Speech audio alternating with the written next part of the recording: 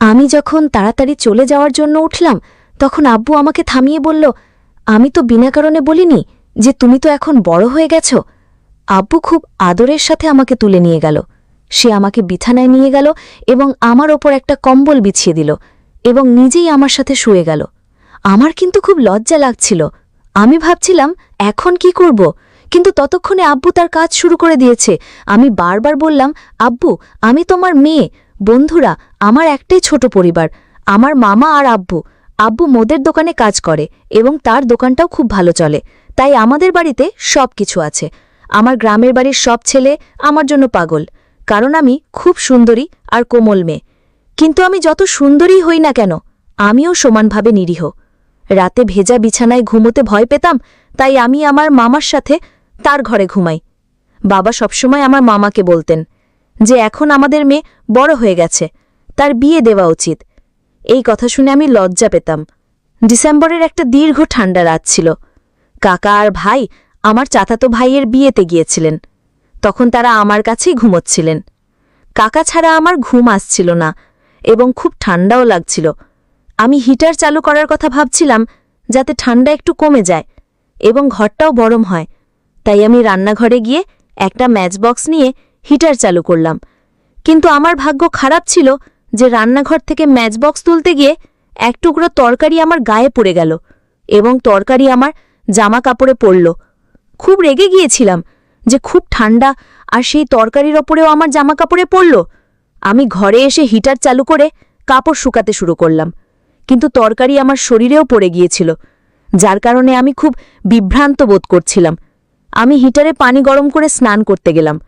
স্নান শেষ করে মনে পড়ল যে আমি অন্য কাপড় আনতে ভুলে গেছি।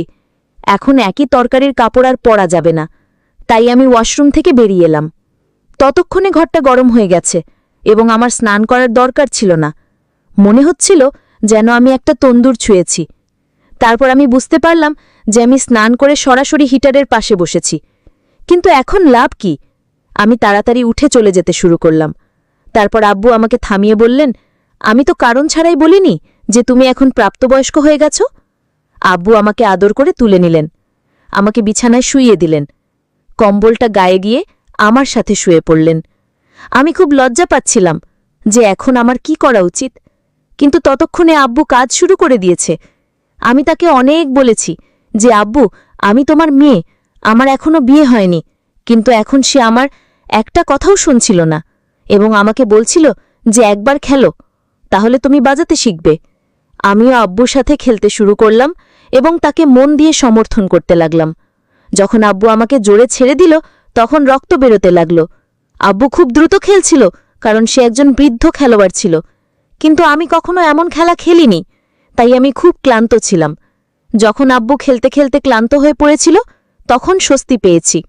তখন আমিও 2-3 বার স্বস্তি পেয়েছি, কিন্তু আমি বুঝতে পারিনি কখন আমার ভাই বাড়ি ফিরে এসে আমাকে আর আব্বুর ঘরের কাজকর্ম দেখছিল। এবার আব্বুও ক্লান্ত হয়ে ঘুমিয়ে পড়ল আর আমিও ঘুমিয়ে পড়লাম।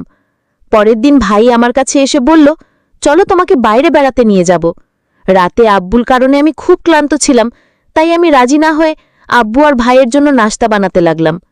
নাস্তার পর আব্বু দোকানে গেল, তখন ভাই আমাকে আলমারি থেকে আমার কাপড় বের করে শুকাতে বলল। আমি ভাইয়ের কাপড় বের করতে গেলাম। আলমারির কাছে ঝুঁকে পড়লে ভাই আমার কাঁধে হাত রাখল। আমি বললাম, ভাই তুমি কি করছো? তারপর ভাই বলল, আমি রাতে বাড়ি ফিরেছি এবং আব্বুর সাথে তুমি যে সব ঘরোয়া কাজকর্ম করেছ তা দেখেছি। এই সব শুনে আমার ভয় হয়ে গেল যে ভাই যদি কাকাকে বলে তাহলে কাকা আমাকে আর বাবাকে ক্ষমা করবেন না। আমার মন খারাপ দেখে ভাই বলল যে আমি এক শর্তে কাউকে বলবো না, শুধু যদি তুমি আমাকেও শান্তি দাও এবং রাতে আমার ঘরে ঘুমাও, কাকার ঘরে না।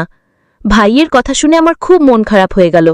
আমার মন খারাপ ছিল, কিন্তু ভাইয়ের সাথে একমত হওয়া ছাড়া আমার আর কোনো উপায় ছিল না।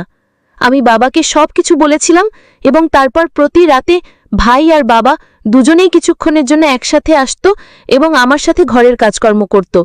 আমি খুশি হতাম এবং তারা দুজনেই খুশি ছিল। গল্পটি যদি ভালো লেগে থাকে তাহলে ভিডিওটি লাইক করো এবং চ্যানেলটি সাবস্ক্রাইব করতে ভুলো না।